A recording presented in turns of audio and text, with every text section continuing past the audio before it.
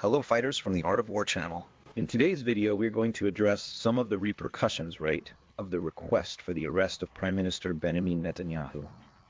But before I start, I wanted to tell you that I am Commander Robinson-Farinazzo, a Navy Reserve soldier, and this here is the Art of War channel, a vehicle for military, strategic, and geopolitical analysis made by professionals. So, if you are arriving now, subscribe on the channel, like, share, comment. If you can help with super sticker or super chat, you improve our interaction with the YouTube algorithm, and you will be helping us. That said, let's get to today's video. Well, for those who don't know, the prosecutor of the International Criminal Court called for the arrest of Prime Minister Benjamin Netanyahu and the Hamas leadership. But what happens is the following. The prosecutor's request does not mean the issuance of an international arrest request at the ICC. This still goes to the judges, right? But it's that story. It's like Tancredo says, right? Nobody writes a letter in Minas Gerais without knowing the answer. He must have talked to the judge, and maybe this prison will be released. I was seeing General Agostinho, who is our partner here at Art of War, commenting that Agostinho believes that the United Kingdom and the United States are in agreement with this court request, which is to put pressure on Netanyahu, although in public they say something else. But there will be a huge amount of pressure on Israel as we see the adverse reactions to this act.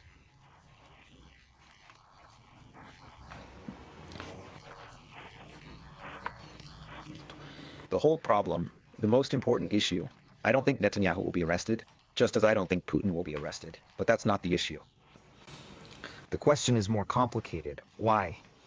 Because a lot of people in the army, come on, let me contextualize first.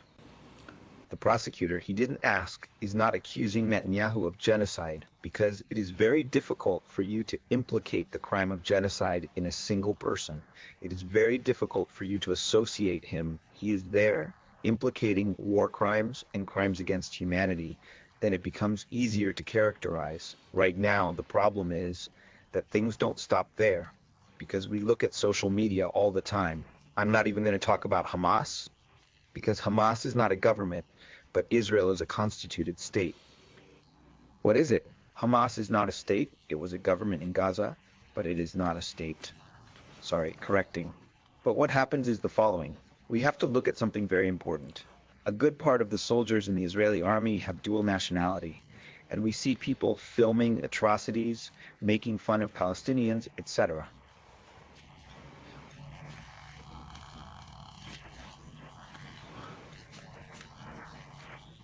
And all these videos are being recorded, and today it's very easy to identify people.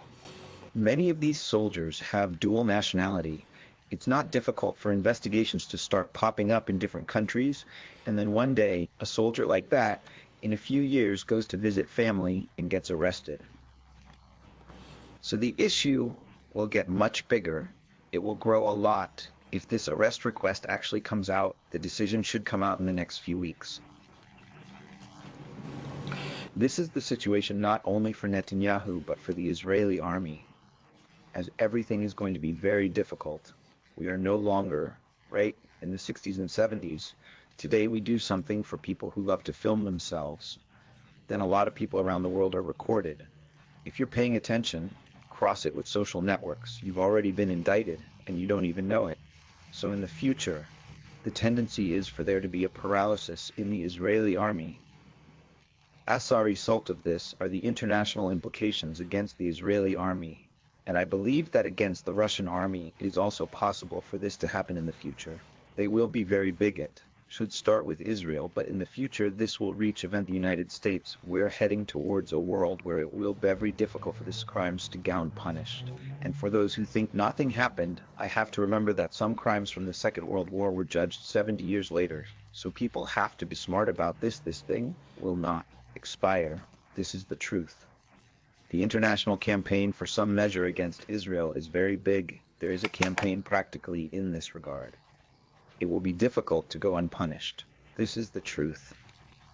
Netanyahu apparently doesn't care about this, but many people in the cabinet are seeing these things. They will want to take political advantage. We have no doubts about it from that.